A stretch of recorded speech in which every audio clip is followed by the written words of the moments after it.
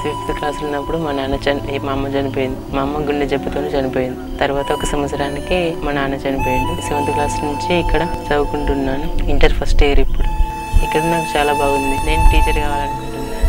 నా పేరు బిల్సుమన్. నేను ఇంటికాడ ఉన్నప్పుడు చాలా ఘోరమైన పరిస్థితిలో ఉన్నాను. మా అమ్మ నాన్న చనిపోయింది. నాకు అప్పుడు చిన్నప్పుడు తెలియదు అంతగానో. ఇక్కడ ఒక శోభన్ అంకుల్ ద్వారా నేను ఈ ఆశ్రమానికి వచ్చిన 6వ తరగతిలో. ఈ ఆశ్రమం వచ్చినప్పుడు ఇదే ఫస్ట్ హాస్టల్ అన్నట్టు. ఇబ్బంది కలిపి అనుకున్నా కానీ ఇక్కడ ఇలాంటి ఇబ్బంది లేకుండా చాలా ఇంటికాడ ఎట్లా ఉందో ఇక్కడ కూడా అలాగే చూసుకుంటున్నారు. అలాగే మంచిగా చదువుకుంటున్నాం. ఎలాంటి ఇబ్బంది లేకుండా చాలా బాగానే ఉన్నాం. నా పేరు డి సంతోష్.